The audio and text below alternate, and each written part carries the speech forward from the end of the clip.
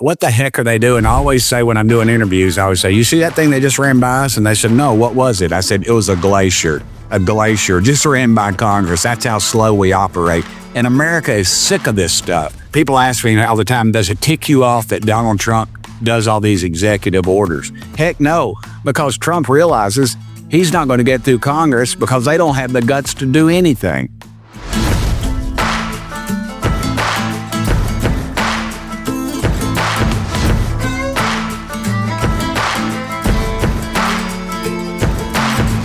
Welcome to this week's episode of Going Rogue with Lara Logan.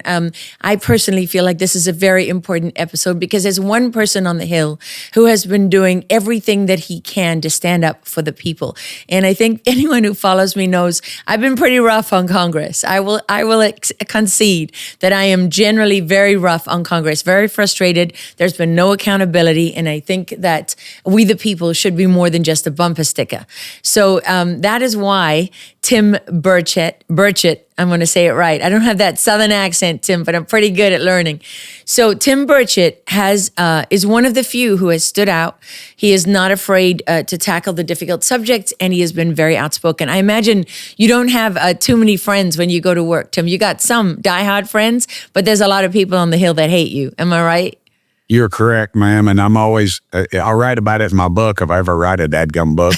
But I sit back there on the second to last row. I call it Center's Row. Everybody gets in trouble. They always come sit beside me or whatever. And I'm trying not to be too judgmental of folks, but I'm sitting back there and they always send a member of leadership back to see me. And they say, hey, Birch, can I sit beside you? And I go, yeah, what's up? And they say, man, you said something, on the Lara Logan show or something, and they say, and some people in leadership are really upset about it. And I always say the same thing. I said, but it's the truth, right? And they go, oh, we know it's the truth. We just wish you'd quit saying it. And so, yeah, you got that. You've lived that life longer than I have, ma'am. Your reputation precedes you as a genuine muckraker, and that's what we get. Well, they always say you find the most interesting kids at the back of the classroom, right? I guess that's what Sinners Row in Congress is the back of the classroom in high school. That's me, ma'am. I am a back row Baptist. Okay, so listen, I want to start right out with something that I learned about, which I found extremely troubling, and I think would trouble every American. And as I understand, you are familiar with this, and so I'm just going to take you through it.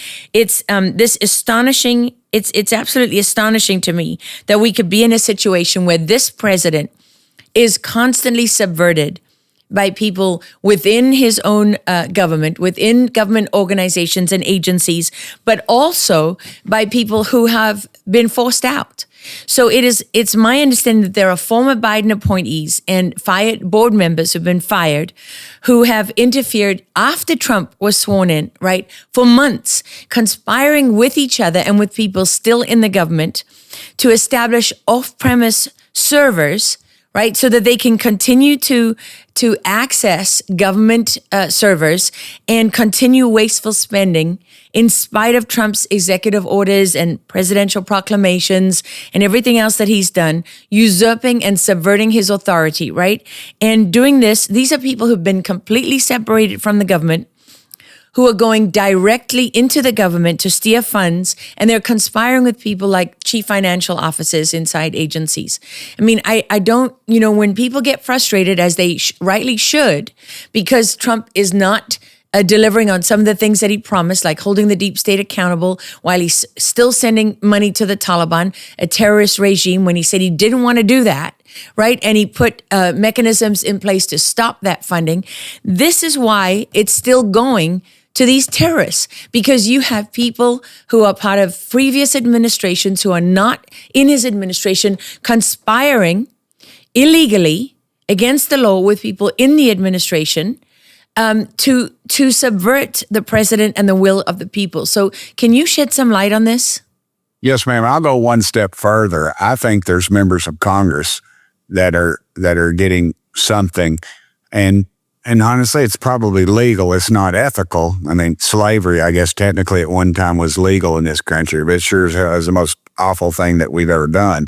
But what happens is these, and I'll just go through it on the NGOs because I've studied this pretty close. Mm-hmm. Non-government organizations And you mentioned the Taliban. We send them $40 million a week, basically, through it goes to the 3 banks. The Taliban controls the banks, and then they filter that money out.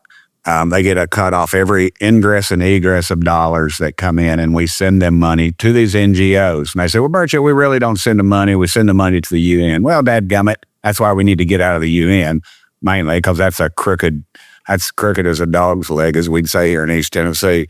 But so these NGOs, we have over 1,000 that are actually working in Afghanistan, 1,000, ma'am, that come from this country. And then you throw in the UN, which we think maybe 2,000 to 3,000 more of these things. And they have great names, Feed the Starving Children, something that you and I, as compassionate people, I don't know your faith. I'm a Christian, and I'm probably not a very good one because of my chosen profession. I try to be. But the truth is these NGOs, they were set up probably under George Bush 1 or something, even some of them, and some of them are newer. And they are run by an unelected bureaucrat, one of these people that you're talking about. Now, the money goes, it's got a great name. And then one of these one world government type billionaires, and we all know who they are, they'll put $1 million in there. Now, you think $1 million, that's a heck of a lot of money. But to them, it's like the change out of their dadgum ashtray. They've made that much in simple interest since you and I started this dadgum conversation. So they put $1 million in one of these NGOs, and this unelected bureaucrat says, wow, this thing's got $1 million. It's working. We're going to put money into this. So then your tax dollars flowing. Now, Elon Musk told me, I was sitting across the table from him, and he looked at me and said, Tim, he said, we think that some of these NGOs have taken a total with all of them over $1 trillion of your money. And what has happened to it? Well, it funds terrorist organizations, but then the NGO takes its cut off the top, and then it sends money back to Washington in the form, I think, of 2 ways. You've got jobs in the form of, say, if you're a congressman and your spouse has a no-show $200,000 a year job advising, I'm throwing up the air quotes there, or it flows into dark money. Now, dark money is a lot of different things, but I'll talk about how it affects my life. The week before my election, or the day before my election, an ad comes out and said, Tim Burchett and Lara Logan were seen walking into a restaurant together. I wonder if Miss Burchett knows about that, or something like that. Something like that, yeah. And you know how they do. And it's paid for by people for, American justice. And then it just disappears because people for American justice is just vapor. And in the corporation, it doesn't exist, or it does, and it just turns to vapor. And that's how the whole crooked system, and it keeps the crooked people in power. And it also, and I had this very conversation with President Trump the other morning before the State of the Union, very early. He doesn't sleep much. He doesn't sleep at all, I don't think, and I don't sleep much either. And we were talking about the money and how it flows, and how I said, federal government's like a big onion, Mr. President. You just peel off the layers, and they're just another layer. And these people have been there since the Carter administration. I think that's even what President Trump said to me. So I think you've got a real deep problem. But if we keep electing these rhinos and moderates and Marxists, I know AOC and those folks are Marxists. I call her my friendly neighborhood Marxist, and they admit it. My problem is not so much with her; it's people in my own dadgum party. Yes, like this Save America Act. We got the votes to get it, but they won't get it. And ducks are on the pond. Let's get to hunting, and they're not hunting. And I think you've got a lot of that going on behind the scenes. Let me ask you about those votes, because, Thune's argument is that, the president is hanging this around his neck, but he doesn't have the votes, and it would just be kind of a show, theatrical. He doesn't understand, obviously, that the American people want those people who are not, those Republicans who are not going to vote for this, they want them on the record. They want to see those people stand up, and be held accountable for their positions. They don't want them to hide behind the fact that there hasn't been a vote. So when you say you do have the votes, is this new? I mean, and are you sure you have the votes? If we'll do the standing filibuster that Mike Lee and some of those other, I believe that's the correct name of it, call it. If they're willing to go work or stay in the chambers for a day or so, like our founders intended, Yeah. They didn't intend for this showboat thing. I mean, they had work to do. They planted their crops. They went to Washington and did their business, like Fred Thompson, my old senator, used to say, pass the laws and go home and live underneath them. And that's what they did. They didn't ever, the worst thing they ever did in Washington, D.C., ma'am, is put air conditioning in the Capitol building, because that's the way those idiots can be. We can be there all year round and be breathing down your neck all the time. And that's the problem. It's out of control. And the arrogance, oh my gosh. I get mad at people in our own party because I see them, I think they want to wreck the system because they see a shot at them getting into power somehow. You know, they want the Suburban, they want the security 3D, they want to go to a sports, a football game and sit in the skybox or sit the front row at the concert and have everybody tell them how great they are. And then, and they'll wreck the country to get themselves there. And that's another problem we have, I think, within Congress and within the Senate.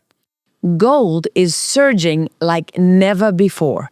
Prices just hit $5,302 an ounce, a massive 22% gain in January 2026 alone, up from $4,341 at the start of the year. And JP Morgan projects that gold could rally to $8,000 to $8,500 per ounce in the coming years, driven, they said, by retail investors piling in for huge potential upside. Retail allocations to gold have jumped from 1% to 3% of portfolios over the last decade, with projections soaring to 4.6%. That is smart money chasing real gains. So this is your chance to capitalize on gold's explosive growth, which is why I am very proud to partner with Monetary Gold.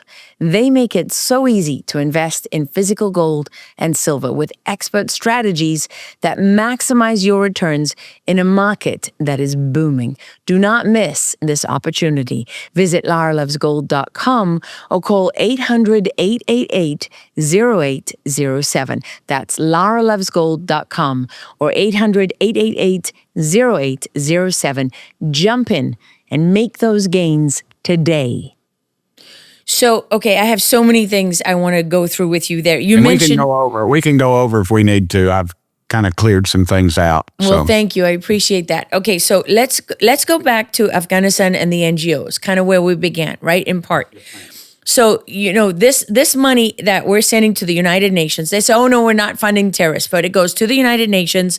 They then fly it out on UN planes. This is pallets of cash, $40 million at least of American taxpayer money every week. It arrives in pallets of cash. The UNAMA, the United Nations Assistance Mission for Afghanistan, they come to the airport, they pick it up in their vehicles, they transport that to the Afghan International Bank, AIB. They send out a whole bunch of that to the UN agencies that you described and all these NGOs from the US. They also send part of that to the Central Bank of Afghanistan, which of course is controlled by the Taliban. They are the ones who auction those dollars off and convert them to Afghanis, right, through these exchange dealers who have to be approved by the Taliban. So it's all their people. And they're the ones controlling the flow of money there. The Afghan National Resistance Front also claims that there are additional U.S. tax dollars that get sent under the counterterrorism budget to fight ISIS. They go to the Taliban to fight ISIS. And what I am levitating about with frustration and anger when I see this is nobody seems to be talking about the fact that Al-Qaeda has training camps in Afghanistan again, that Saif al-Adil, who is the de facto leader of Al-Qaeda, is operating out of Iran, protected by the Iranians. The Taliban has come out in support of the Iranians. Of course, the Afghan opposition is also in support of the Iranians because they're still so angry with the U.S. at having been betrayed during Biden's disastrous capitulation to a terrorist regime, right? And so you've got all this activity happening in the west of Iran against the IRGC with this current war. They're moving east, which is with the Afghan border with Iran. The Afghans have said that they will give safe haven to the IRGC. They've got people going to the embassy to offer their condolences for the Ayatollah. You have basically the Afghan Taliban regime subverting the U.S. on the battlefield with Iran. You have them subverting the U.S. on the battlefield against Islamic extremism because Al-Qaeda, which Al-Qaeda literally translated from the Arabic, means the base of the jihad. So all of these groups, whether they're Taliban or ISIS or Al-Qaeda, sure, ISIS and Al-Qaeda are vying for power. They're vying for who controls the caliphate in the end. But they all serve the ideology of Al-Qaeda, which is the base of all of the jihad.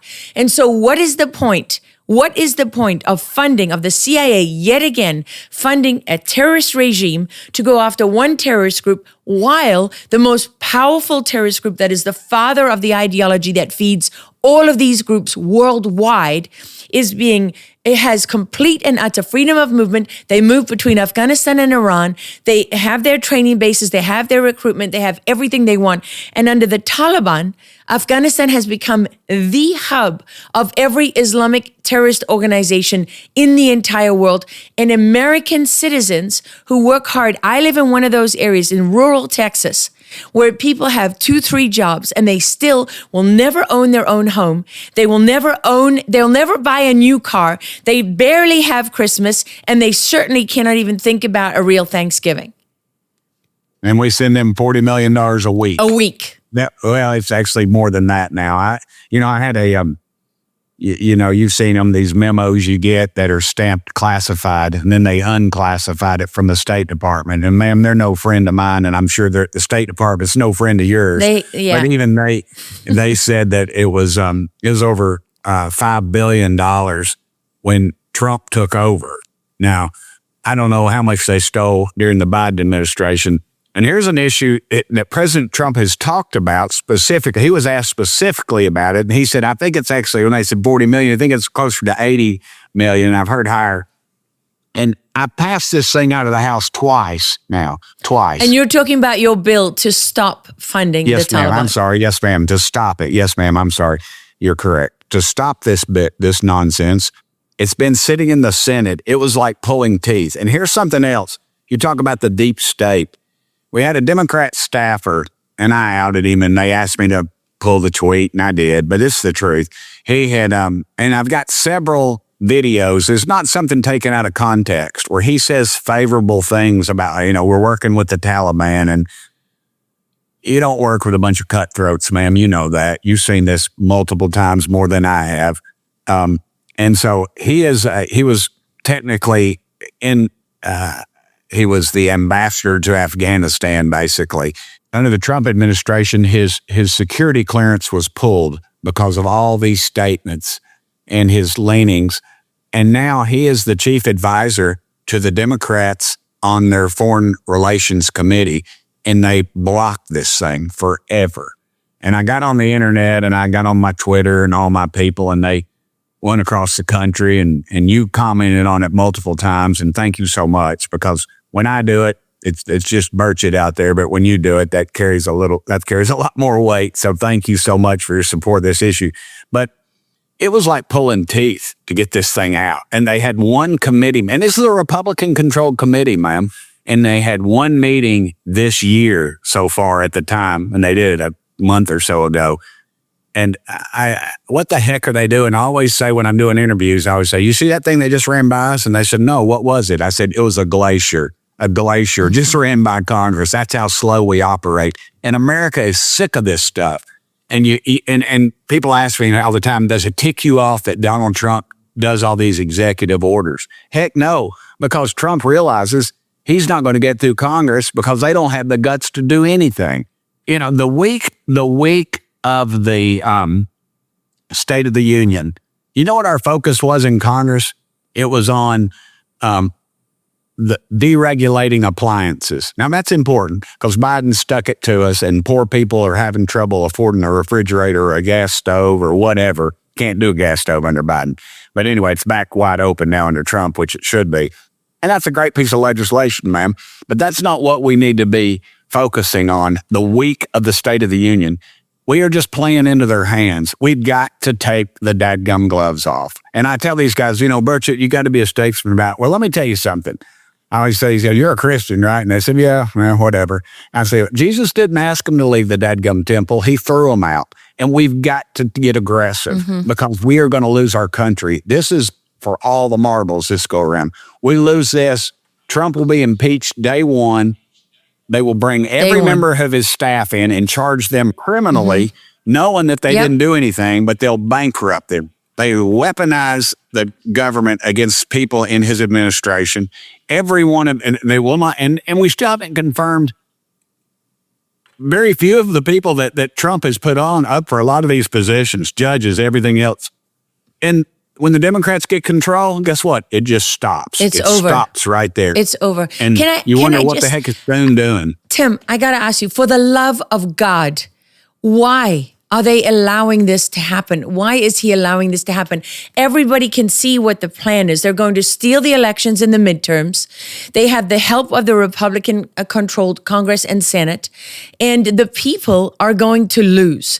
I mean, they're talking about Nuremberg-style trials against everyone in the Trump administration, not to mention what they're going to do individually to ICE agents, which will make what they did to January 6 families look like it was, charitable.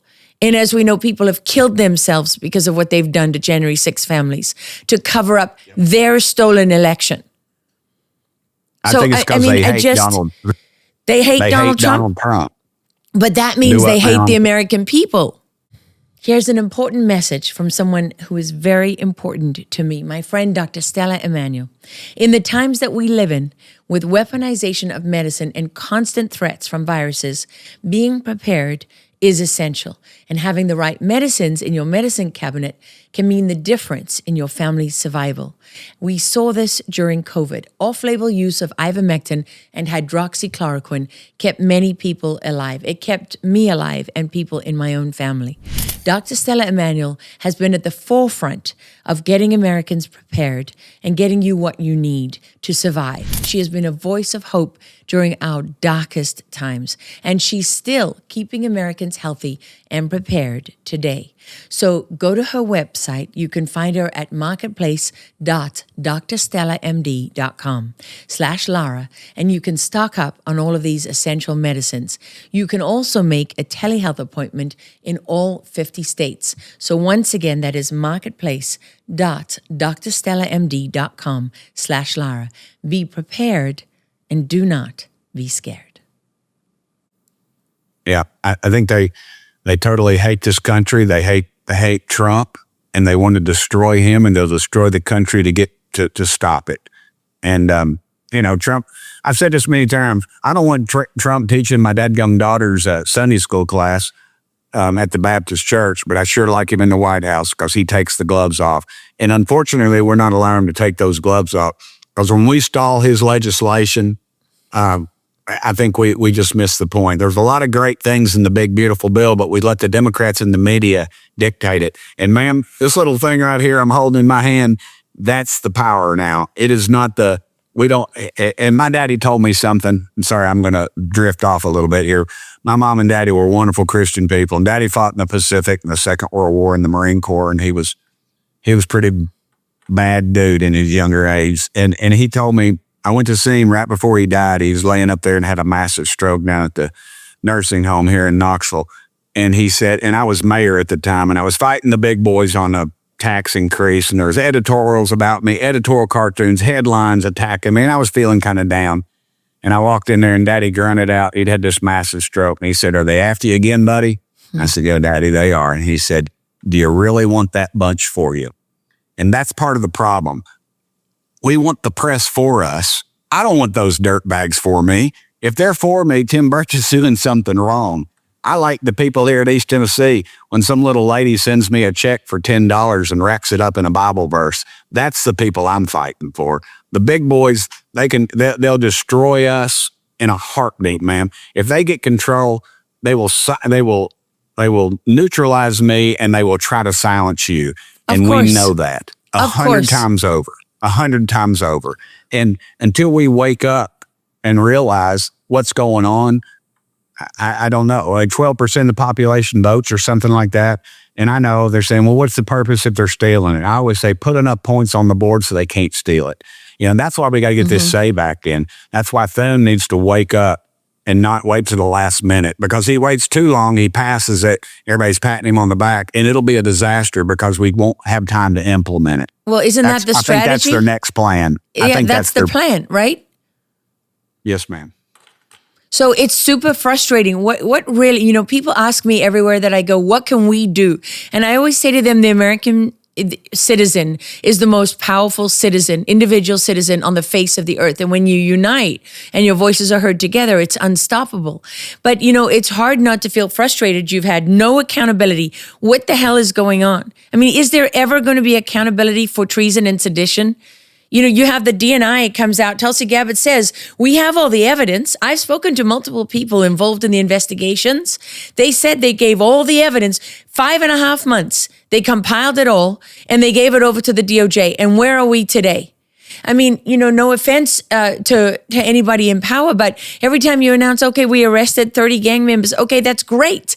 But what about treason and sedition? The reason that Hillary Clinton can go out there and still talk about having the election stolen from her is because she hasn't been charged with treason, which she committed. She tried to overthrow it. And I've heard Jim Jordan say till he's blue in the face, he breaks it down the line of how it went from all the dossiers and all that stuff and the Russians and everything else. And nobody, that's another thing that blows my mind is the same thing that President Trump talked about is the people that are so embedded in these departments. And until more people vote and we quit this stuff, I'm going to primary that Rhino. And, they say this stuff after the primary date's already over. And America is guilty of one thing, and I'm as guilty as anybody. We want our pizzas in 30 minutes or less, and that's about our dadgum attention span.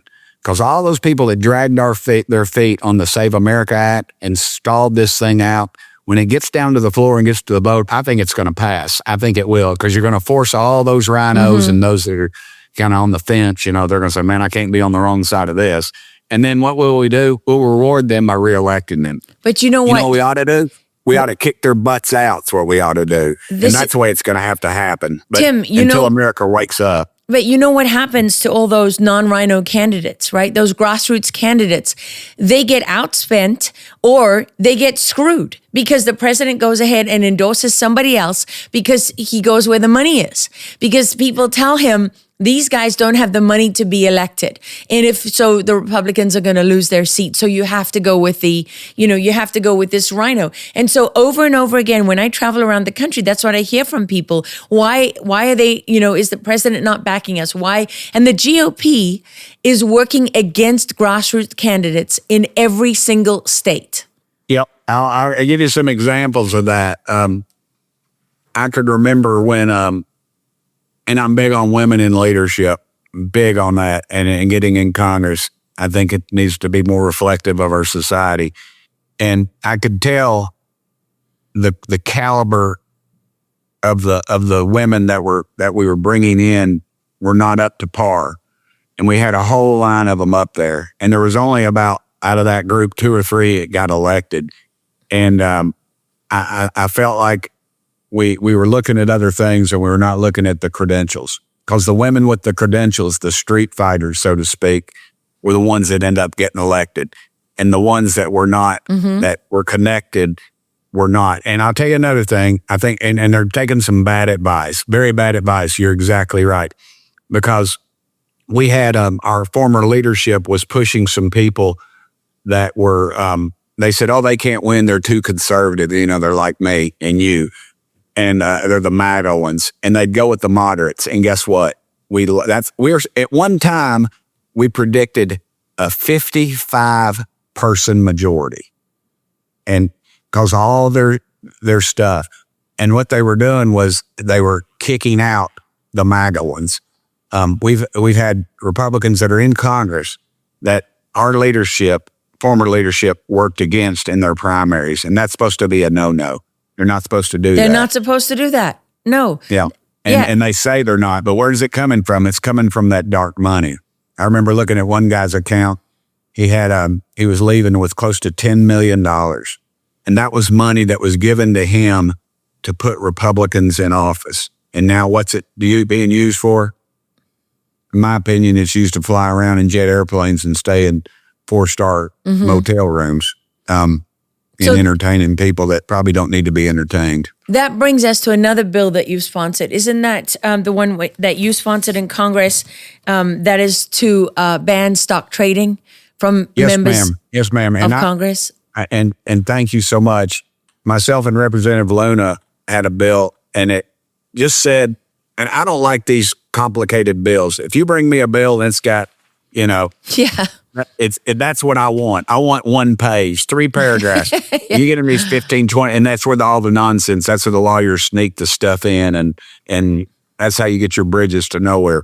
My bill was very simple, ma'am. It did 2 things. It said you have to sell your stocks and you cannot buy stocks. And anything you got, you can put in a mutual fund. You can buy a mutual fund. That's what I do. My buddy Tommy Saller used to manage my $11,000 portfolio, but my daughter went to first year of school, so I had to cash it out. So I think I checked it yesterday. I'm down to like $90 I have to report on my ethics form. But I'm not upset about it because my daughter's wonderful. I like her mama. But now they said, oh, we can't vote for that. And how much money it cost me to be in Congress. I get those same old stories. I could make so much more money if I was out of Congress. I said, well, dadgummit, then go do it. If you're making 600% return on your stock investment, man, you don't need to be walking the streets of Washington. You need to be up in Wall Street advising those billionaires because you're magic. You're magic. And all these people doing this stuff, ma'am, not all of them are crooked, but dadgum, a whole heck of a lot of them are crooked. And they do it, and it's legal. It drives me crazy. So the new bill they got coming out is everybody's all over it saying, oh, this is the greatest thing in the world. And I love the sponsor. He's a friend of mine. But it says you can keep your stocks. You just can't buy any new ones. So somebody like me, I can't buy any more. I can't buy any stocks. Not that I would. I'd buy a mutual fund, which that's allowed.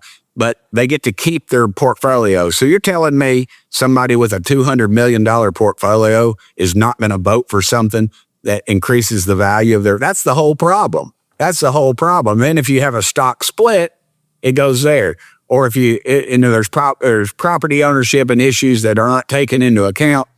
And and this is part of the big plan. Maybe not the sponsor, but the people that are deep state pushing it that are in Congress. We'll pass this bill in the House, and they'll like, oh yeah, look at what we did. It'll go over to the Senate, and they'll pass something tougher or weaker, and we won't be able to agree. And then all the leadership will be up behind these bills on both sides. Will be up in Kennebunkport drinking their fancy wine, toasting themselves how they pulled another fast one on the American public. Europe banned NMN in 2022, not because of safety concerns, but because of its remarkable effectiveness. And now pharmaceutical companies are trying to make it super expensive, developing a version that could retail for around $3,000, aiming to replace more affordable alternatives. Why? Because evidence from a Harvard clinical trial demonstrates that 1,000 milligrams daily doubles NAD levels while reducing fat, cholesterol, and blood pressure, indicators of countering metabolic aging. Listen to Professor David Sinclair from Harvard's Center for the Biology of Aging. Of the people that I know that look freakishly and unusually young for their age, I cannot get over how many of them have told me that I'm on NAD and I'm on metformin. Mainly people in their 50s that look like they could be in their 30s or early 40s to me. So when you say NAD, do you believe in the IV therapy? Do you believe in the stuff you can inject with subcutaneously? Or are you speaking specifically about this precursor that you were referencing? Well, what I believe doesn't so much matter, but the scientific evidence points to taking a supplement every day, a gram of NMN, which is this precursor, just swallowing one of those, or 1,000 milligrams, is enough to double your NAD. Black Forest NMN is a leading option, manufactured in the USA and GMP certified. As pharmaceutical firms work to patent this, current pricing may not hold. Black Forest is offering their biggest deal of the year, 50% of their flagship NMN product, available for the next 48 hours only. Go to blackforestsupplements.com/Lara. This opportunity ends soon. Consider supporting your health and longevity through this limited offer. Again, go to blackforestsupplements.com/Lara. Well, and this is what they do, right? Like you get a big bill and they all resist. And then in the last few moments, when it's up against the deadline and the White House is desperate to get it passed for political reasons and optics and all of that, then they start horse trading in the subcommittees. And that's how they pack it with all the pork that they want. And then they get it through anyway. And it goes from being like this size to being this size overnight. And Democrats and Republicans do it together. I'm just not for it, ma'am. I can't be for it. I know I'll get blasted. What they've got now is just horrible, and it makes me angry because I knew it was going to happen. I said it was going to happen, and people that were for my bill are now for this because they think they can't message about it. I just tell the American people the truth. We got hoodwinked. It's not what we wanted. This doesn't do anything, and you're being taken to the cleaners once again because. If you're sitting there in a closed door meeting and you're giving information on warfare, this is, we don't think we're going to put any troops on the ground. We're going to fire a lot of missiles. So what do? You go load up on Raytheon stock or whoever, and it's not Raytheon's fault. It's the, Yes. And one other instance, and I'm sorry, I get riled up. I've had too much caffeine today. Don't tell my doctor I'm not supposed to be having that. But when we went and when Russia moved on Ukraine, well, Biden tells folks, they tell them, look, we're going to give them our missile defense system. So what happens to our missile defense system? And I voted against all that. I'm not for any more. I didn't vote for any dollars overseas on that deal. I thought we weren't going to send any more money to Ukraine, and we're still doing it. Yeah, I know it, and they're stealing it. Well, we give them our missile defense system, so we have to replenish ours with a multi-billion-dollar no-bid contract.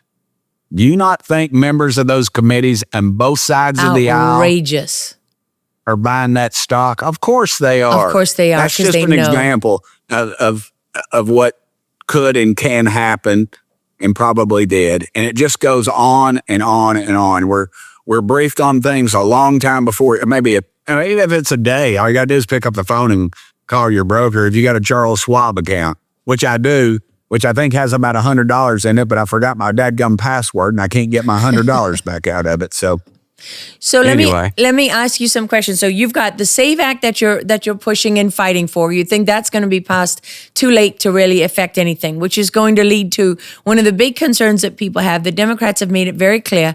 The Democrats and Rhinos are united on their objective, which is to take the House and the Senate, and then impeach Trump, impeach Vance, impeach anybody they can, get rid of everybody, spend 2 years in impeachments, completely paralyze and stall while they continue to subvert the government. And by the way, they are already working on the indictments, already working on the legal action, already working on everyone they're going to put behind bars. Then they steal the next election. And we never see, get rid of the filibuster, pack the Supreme Court, get rid of the Electoral College. We never ever see a real government in this country ever again. Yes, ma'am. I agree with that 100%. Nothing you said I can disagree with. And it's all because we won't get off our butts and get to work. Is it really possible that the president doesn't know this? Doesn't see it? I think he does, and he's doing all he can. But he's drinking out of a fire hose right now with what's going on in the Middle East. I think he thinks he's got time. He does not have time, sir. I'm just telling you, ma'am. It's what I worry about is everybody around him is not telling him the truth. And that's, but you gotta, they used to say into the bushes, if you would disagree with them, you were out. And that's a threat that you get. And I don't know Trump's psyche. I don't know, I don't know who if he has advisors, if he takes advice from them, every time I've talked to him, he's been very kind to me and listened to what I had to say and took my advice. I mean, or, we worked on things and we were able to do some things behind the scenes. But, but I don't know on the world scene in this stuff. I know he's thinking if we can just get this thing through, we can stop the stealing of votes. I just worry about the timing of it. How long is it going to take to implement? And it's good and well, these Democrat-controlled states like California, they will ambush this thing. They will want lines out the door. Oh, hell yeah. Election day, all the nonsense. When and we always complain we're going to have to stand in line for 2 hours. And that 48-star flag behind me, I always look at that. That was on my uncle's casket in the Second World War. My mama would, every time they played the national anthem till she was in her 80s, she would tear up thinking about her brother who died fighting the Nazis, and my daddy's off fighting the Japanese. And I think about that, and I think about that sacrifice. And just, and I also think about apartheid, oddly enough, because when apartheid was overthrown, they would have these elections, and these African folks coming out of the jungle, out of the bush, whatever, I don't know. Anyway, they would vote, and they would sign up, and the way they had so many different languages, but they would travel hours, days, some of them, to get to the poll. And it was one day, and they would just stand up in front of one of these pictures of one of these leaders. Now, granted, it turned it over to a lot of corrupt people, but the point is they had like a 98% participation rate, and people I was there. I was one of those people. Okay, yes, ma'am. And people got abused and beaten, the communists and everything. And of course, I think we've kind of turned it over to the communists again. But that's for another day. You know more about that than I do. But at the end of the day, they would count those votes. And I think of that sacrifice, and we're ticked off because we got to go spend an hour at the polls or whatever. Are people really that ticked off? I don't think they are. I think that that's nonsense that gets peddled by people who are lying. They will use anything they can to protect this mechanism of stealing votes. Everything from the census all the way through, every form of fraud that you can imagine. I spent 2.5 years investigating elections after the 2020 election, and I was absolutely stunned to see that there isn't a single part of the process that isn't affected by fraud. And even these states that stand up and say we have all paper ballots. Yeah, but what do you do with your paper ballots? You make your mark on a paper ballot and you stick it in a machine, and it spits out a QR code.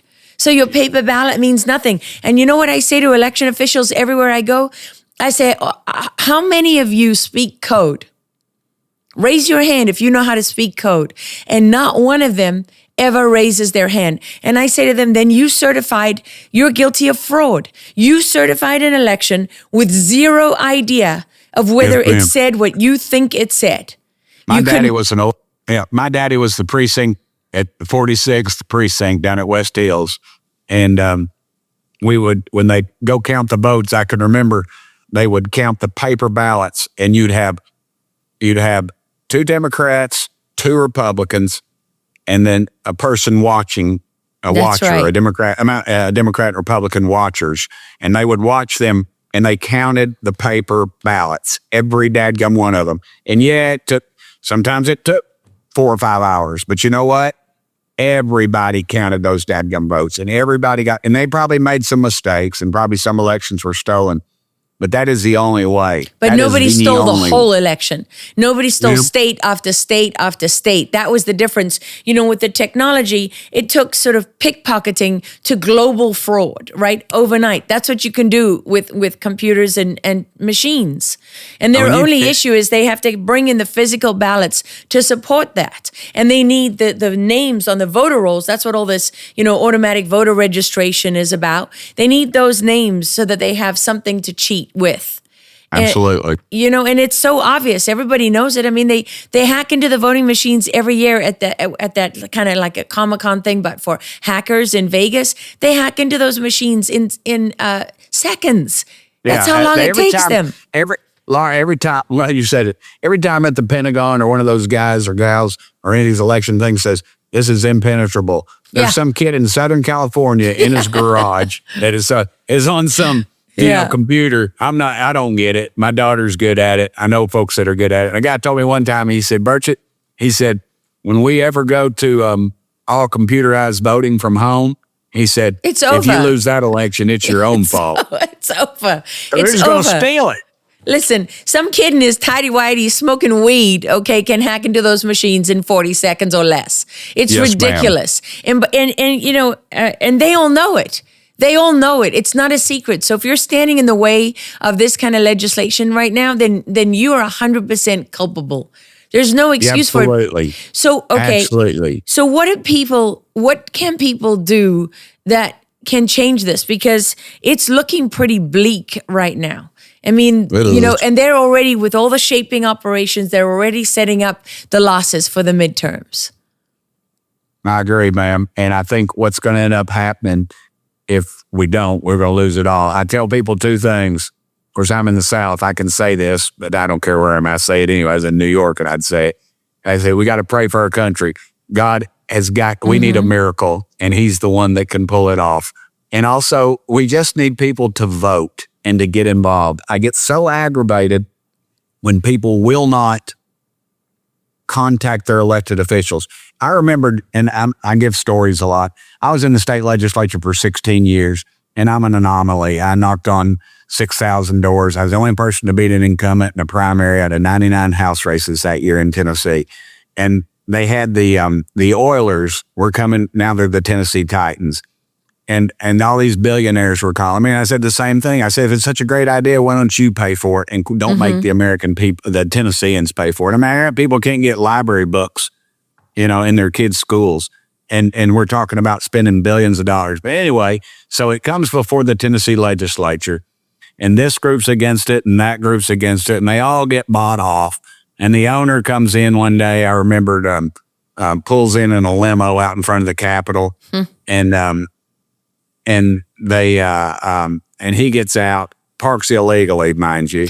He gets and this is Tennessee, and he gets out with these girls that were obviously, they didn't come out of the mold looking like that, and they'd had a lot of Had a lot of work. a lot of work. Yes, ma'am. Yes, ma'am. The bar needs paint it, and they had a lot of paint done on them. And so he gets out, and it's very inappropriate, and he bebops in, and he's in there talking to our leadership and both parties, and of course they fold. And they had a ball board up in the governor's office to see when Burchett would fold, because they figured I would fold, you know, and I never did. There's like maybe 3 people that voted against it.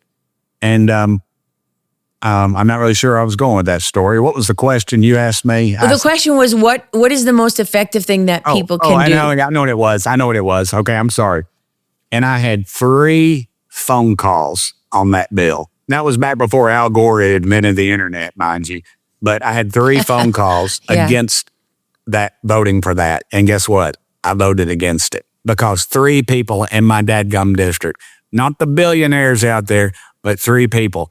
And I tell people, don't send, I have people write me multi-page bills, and I'll see them at church on Sunday, or I'll see them down at the IGA, or they ride horses with my daughter, their moms, and, and no, just take the time to call your legislator, to send them an appropriate email, not a threatening email, but just remind them, I'm a voter in your district. I'm very concerned about this issue.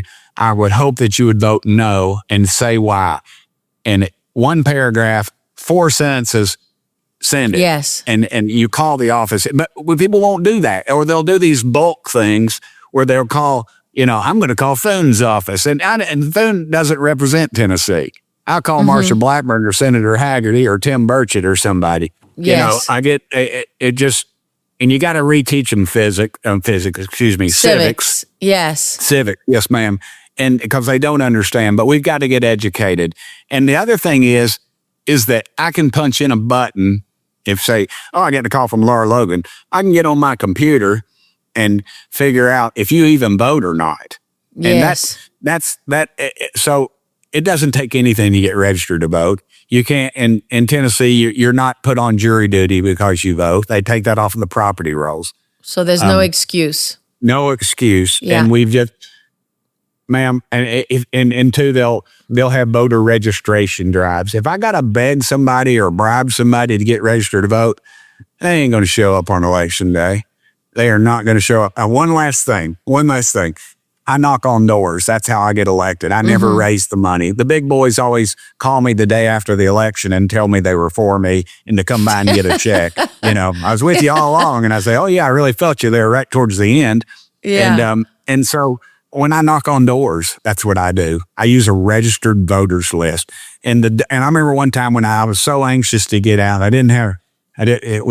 the computer system was a little different. We had this kind of a manual thing, and I had to print it out on a piece of paper to do this. But before I had a registered voters list, I went through this neighborhood in a fairly nice area of East Tennessee, wealthy kind of folks. And I knocked on every door. And I remember talking to this one lady over an hour and just going and talking. It took me all day to go through this one neighborhood. I got my registered voters list in less than 20% of the people, I think I figured around, it was almost 15% of the people were the registered voters. And I'd wasted all that time. And I would love to, I go to campaign schools and talk, and they never let me talk very long. They always bring in some salesman or something. And I always tell them first thing, I said, I'm not speaking to the front row. I'm speaking to those guys in the back row that are hungry and that aren't going to get the big money, because that's me. That was me, and it still is me. And you get to D.C., ma'am, and they get reeled in. I always watch these guys, and they walk around with their posses, and they think they got it all going on. They think Trump's going to call them to negotiate a trade deal with North Korea, because they start, so they're getting schmoozed, and people are telling them how great they are. Oh, man, you're so funny. That's a great looking suit, man. We need to get together, and they start believing that stuff. You know what? When they bang that gavel on Thursday or Friday, Tim Burchett's on a dadgum airplane, because I'm getting back home to Tennessee. Because if your congressman says, I love Washington, I love being in Congress, ma'am, you need to get another congressman.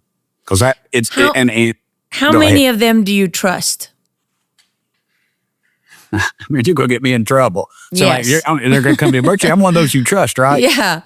I'm going to get I'd you say in on trouble. a regular basis, out of 435, I probably trust about 30 of them, 30, 35 maybe. It's issue centric.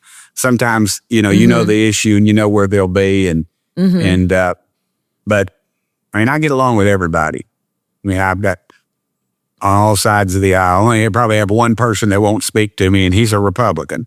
So Who's that? it doesn't matter. He's in the gym. He turns his back to me. It's like my wife says. He said, "Baby, it's like you're in junior high with checkbooks." And I said, "Yeah, a very big checkbook." It's like, but we're spending our great grandchildren's money.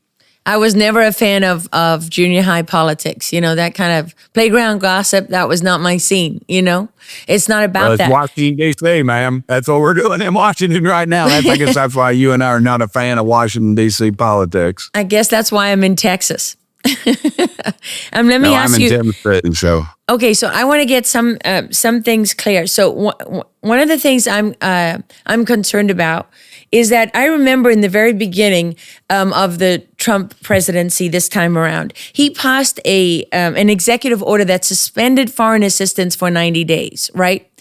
In that time, I met with senior officials who were very concerned that money was still being sent to the Taliban, to a terrorist regime, the 40 million plus a week, still going to them during that time. That is an act of subversion, which is against the law. So, and there's one act of subversion after another. Why is no one being held accountable? And do you think, should we just give up hope on this? Is no one ever going to be held accountable? No, ma'am, because if I gave up hope, I'd come home. I would not run again. I'm idealistic, but I'm realistic. I just think if we give up, it's over. It is over. If people like you and me stop fighting, I'm a flagrant fence swinger. I mean, look at my resume. My family didn't come for money or anything. Mom and Daddy were career educators, and people like me shouldn't be in Congress. I don't come from money. I sleep in my office because I can't afford to, I don't go out at night. I eat a peanut butter and jelly sandwich most nights. And we got to start looking at that. We got to start looking at people that have you don't have to be broke like me all the time. But I mean, we got to start looking at these people and the people that we elect. And that if we don't, I think it's all lost. But till they take me out of there in a box, I'm not going to stay there for the rest of my life. I'm not going to be one of these old guys that you make fun of in a couple Mitch of years. McConnell. You're not going to be there when you're senile and should your really have gone home. The staff members are running those offices. And I think if we could change the structure, if we had single issue spending bills like we do in Tennessee, in the legislature, we have a balanced budget. I think Reagan said it. We don't need to term limit elected officials. We need to term limit staff. They get too powerful. We had, case in point, and she was from Texas, a Republican. She chaired the Appropriations Committee. And she was in this is in the last few years, she was in a nursing home for 6 weeks. I remember her that. office was still functioning. And how was her office functioning? Because the staff ran it. I asked her in a it's called conference, and we were across the street. We were at the Capitol Hill Club because we were talking raising money and stuff, and you're not ethically supposed to do that in the Capitol. So we were over there. But I asked her on the record or in the conference, in the Republican conference, I said, ma'am, how much money is in that bill? And she said, I don't know. Next question. I said, no, wait a minute. I just want to know how much money the taxpayers are spending on this. She said, I don't know.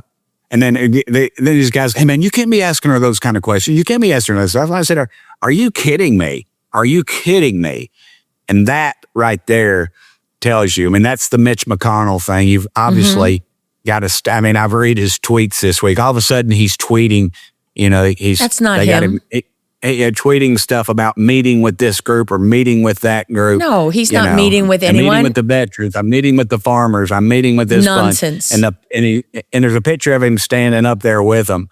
And you know good and well that I remember that lady that I'm telling you about. Somebody asked her about meeting with Joe Biden, and she said, "Oh, I thought he was as sharp as he's ever been." Yeah. And I thought, wow. Yeah. I said, maybe and then I reevaluated who was saying that, and there you go. Yeah. So, well, and I remember that I posted about that. It was public. She was exposed. I don't remember her name right now because I'm old, and my brain is addled. But she was from Texas. She represented Texas forever. For absolute ever. And she was MIA. Nobody even knew. Could you imagine any other job where you just don't show up because you're completely senile and no one says a thing? No one has an issue with that? It's ridiculous. But you know what you saw when you went into her outside office? I remember all this military apparatus of these models of helicopters, of missiles, of planes, of all this different stuff. And of course, she delivered the goods for the military-industrial complex. They were going to keep her in as long as they could. Again, nothing about what's good for the country, what's good for these groups. And we got to start exposing that. Something else, disclosure is a big issue with me. And all these folks, again, quick story, I make skateboards, all right? I made one for Tulsi Gabbard, and it's cheaper than a psychiatrist. I go out in my barn. I don't sleep at night. Anyway, so I make one for Tulsi. So all these people start calling me. Said, Burchett, make me a Burchett board. I want one. Matter of fact, I had one in an auction last week for a charity. I didn't get any money from it. It went for $5,200, if you can believe that. And then somebody else came up and said, I missed the auction. I needed $5,200 for another one for your charity if Burchett will make me a skateboard. So I'm 2 skateboards behind. But anyway, so I go talk to ethics, right? I'm talking to this little lawyer, and I'm saying, all right, so tell me, he said, you can't do it. You can't do it. I said, wait a minute. I said, what about all these guys that got businesses, car lots, all this other stuff? And they said, well, their wives own it. Their wives own it, Lara. Wow. So I said, wait a minute. You're telling me I can do insider stock trading, but I can't sell skateboards. And the guy said, that's right. So I got to form an LLC. I got to put in my wife's name. I got to be her employee, which I probably am anyway. I got to put my farm in an LLC. I got to go through all this stuff to make it legal. You know what America wants? They just want disclosure. Just tell you how you're making your money and make us report every dadgum penny of it instead of this stuff to get around the law, because that's all we're doing is getting around the law. It's just cover-up is what it is. It's commonly known as a cover-up. Yes, ma'am. And the reason they like it that way is the big boys can create an LLC. They can run it through 3 different things, and you never know where their money's coming from or where it's going. And for guys like me who don't come from money and don't have access to that kind of stuff, and I don't want it, like I say, I don't look good in stripes. I'm not going to the penitentiary for any of those idiots.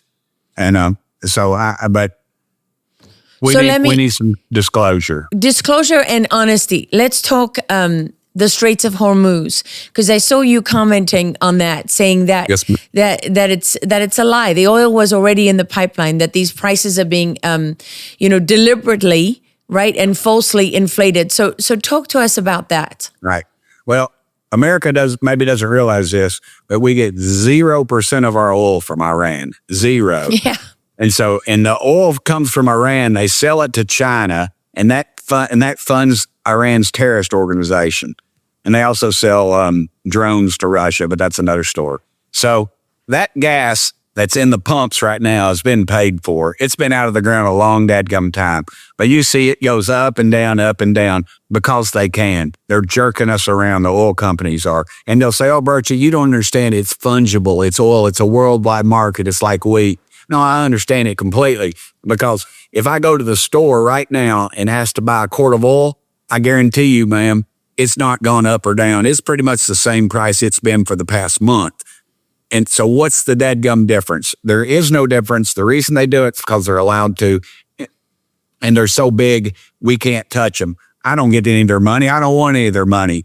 They can forget it. But we've got a real problem there, and we've got we need to call some of those fat cats in and try to make them explain that. Another thing is diesel. Diesel's like the second cut, which means it's not refined as much. I've got a diesel truck. It was the most expensive thing. I told somebody, I said, I guess I'm not going to send my daughter to school next year. I just filled up the truck because the freaking diesel's through the roof. And I know you're in oil country, and we're getting it all right here. That's the thing under Trump. Under his first administration, if you remember, a big deal was we were exporting.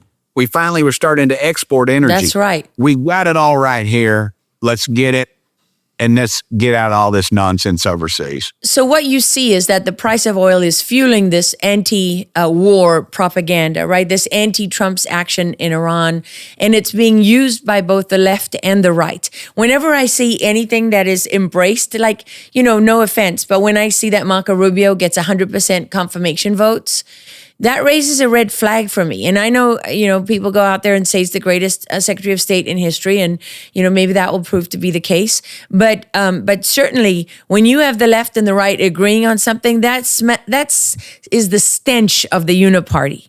NAFTA. Look at NAFTA. I remember when they passed NAFTA, and they had the Republicans, the Democrats, the Independents. Everybody was for NAFTA. And I remember my daddy said, buddy, somebody's going to get the wood put to them. And sure enough, who did? The American worker. That's exactly right. The same thing with globalization. It's exactly the same thing. All that we did was we just completely obliterated our national security. We put all the means of production and manufacturing in the hands of a foreign adversary. A small number of people got super, super wealthy, and every manufacturing town in America went bankrupt. That's exactly right. And the big boys consolidated. They did. Case in point. And then nobody implemented antitrust legislation. Suddenly that went out the window. Yeah, I have a bill dealing with meat processing. People would be surprised that about 80% of the meat processing in this country is owned by foreign entities that have some very close ties to China, the Brazilians, for instance. So what do? They pass all these crazy laws saying, oh, we want safety. And they don't allow the farmers to sell across state lines. And who supports that? Big agri, big agriculture. And so what do? They consolidate it. They drive everybody out of business, and then they're the ones running the show. And we've got a foreign entity controlling our meat processing in this country, Lara. Yeah. That to me is a strategic move. It's like Belt and the Road Initiative with the Chinese. They're involved in it, and we better wake up. And Tim, our toll roads are owned by Chinese companies. When you're paying tolls. Oh, gosh. You got me going here. I passed a law in Tennessee. They started this toll road thing, and that scares me. I don't like anybody controlling I ride motorcycles and cars and trucks, and I'm big on that. And I passed a law in Tennessee that I found out that these were foreign-owned entities. So I said, all right, I don't want them being owned by foreign countries, because in wartime, that's why we didn't allow radio stations back in the day in the Second World War to be owned by anybody outside the United States. And that was a good law. That's because right. you didn't want the Germans, the Russians, or any Japanese or anybody having any influence. Well, guess what? The first thing they did when they passed the toll roads in Tennessee, this past a couple of legislators, guess what? They said you can be a foreign entity and own them. And that, to me, if they can say, you can't ride on our roads, we're doing construction, you can't, they can. The Chinese are masters at that. The Chinese are masters at manipulating us. And they're on a 1,000-year plane. And again, we want our pizzas in 30 minutes or less. And that's about our attention span. And our greed is what gets us, and they know it. Tim, I'm going to challenge you on that, because I meet people all the time. And even though they want their pizzas in 30 minutes or less because they've been taught that, if you tell them the Chinese own your roads, they control all the supply of all your medicines, they manufacture all your gunpowder, so you got nothing to fight with. Chinese and the Russians control most of the fertilizers, so you got nothing to eat. If we had journalists and leaders who were honest with the American people, it doesn't matter how fast you want your pizza, no sane person is going to say they want that. They just get lied to and lied to and lied to. And then they get told it's their fault because they want their pizza in 30 minutes or less. But nobody's given them another option. And they feel completely betrayed. They feel completely betrayed because they voted for President Trump, not because he was saying the same things as Barack Obama, but because he wasn't. That's why they voted for him. And then their vote gets stolen. And then they get punished for standing up, trying to fight for free and fair elections. Then they get censored. You tell the truth, you get punished. You lie, you get rewarded. So in fact, what the American people are suffering from is less the 30, sort of this idea that they don't have to do anything, and more from the fact that they have put their faith and trust in leaders. So those who've woken up are feeling betrayed and losing hope. And those who are still living in ignorant bliss, believing their doctors are going to just do things that are good for them, even though we saw doctors, murder people under COVID, right? We saw them murder people. And all of this comes back to one simple thing.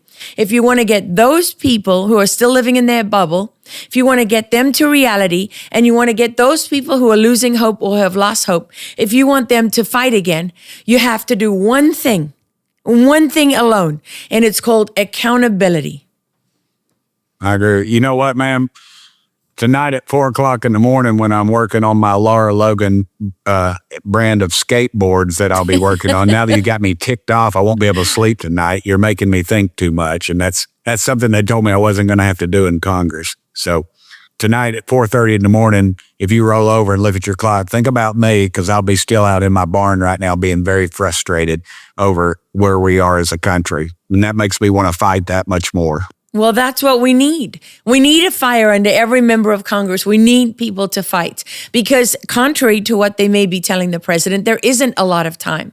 And what we see time and time again, you see the president take bold action, like, for example, with Maduro in Venezuela. He knows Cartel de los Soles, the richest criminal enterprise in the history of the world, controls that country. So he 10 to 12 years, they work on an indictment against President Maduro for all of the things that he's doing, including funding the theft of our elections and elections in 70 countries worldwide. And then what do? The CIA and all the other advisors, they get in there and they say, okay, yeah, you can take out Maduro, but don't take out Delcy Rodriguez. Why? Because I don't know. She's a member of the same cartel. She's also, Okay. she's running the torture centers, the two largest torture centers in the Western Hemisphere.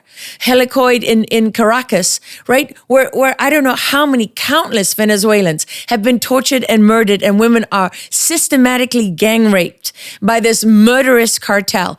And you've got the woman that's being run by the CIA, Delcy Rodriguez. And now what are we doing? We're lifting the sanctions. We're helping revamp the oil industry. We're doing all of this for the same cartel. Why? We're gutless. That's why. And we're greedy. What the keep hell are we electing doing? The same people, the same dadgum And then they people. put the president on the telephone with Delcy Rodriguez, and they get her to say things like, she's a lovely woman and she's really helping us out. No, she's not. She's part of the same murderous cartel that Maduro was part of. She's guilty of everything Maduro was guilty of, and worse. She was part of their cartel. She's controlled by them. There's no question. Yes. It's like when we kill some third world dictator and the number two takes over. That's, during the Second World War, now I'm going to have to get off here. I've got to go to another meeting. But during the Second World War, towards the end, the British had an opportunity to take out Hitler, and they didn't, because the number two, Hitler was a terrible general. The number two was or three was a good general, and they thought that would prolong the war. We've got to start figuring out, when we take these people out, who the hell is going to take over? Because that seems to me to be the problem. They took out this, somebody took out this head of this cartel in Mexico, and it started all that nonsense down there a few weeks ago before the fighting was in Iran. And nobody seemed to pay attention to the fact that those cartels are still in operation and they're still functioning. And we've got to start thinking. I think part of the trouble is we let the industrial war complex make too many of our decisions, and they're corrupted by the money. And then Congress, of course, is invested. Some members are invested heavily in those things, and they support that type of activity. So I think that's... Can you talk to the president? Occasionally, yes, ma'am. I tell you what, you've given me a lot to talk to him about, so I'll pare it down and try to get to him and talk to him. How about that? Well, that is very graceful and very gracious You're of very you. influential with me right now, Laura, so I'll have to do that. And I look forward to seeing you Friday Flattery night. will get you everywhere. Yes, memory. I look forward to seeing you Friday night. Okay, well, thank you very much. Thank you for making time for us. Really appreciate it. Please know that you have millions of people behind you in this country. There are millions of people who are clinging to the hope that those that they can count on the Hill are going to stand up and continue to do the right thing, and are going to keep fighting for them. So I'll be waiting for my Burchett board. Not for me, obviously, for my son. No, I'm just kidding. How old's your son? He's 17.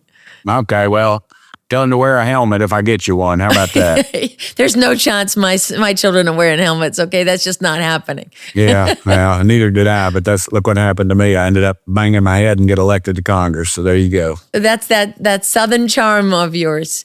I don't know about that, ma'am. You're very kind. Thank you. Thank you. Please keep fighting for that Afghanistan bill. We don't want our money going to terrorists in spite of what they say. Please keep fighting for accountability. It means everything. I will, ma'am. Thank you so much. And it has been an incredible honor being on the show with you. I look forward to this for a long time. Well, you're very kind. Thank you so much.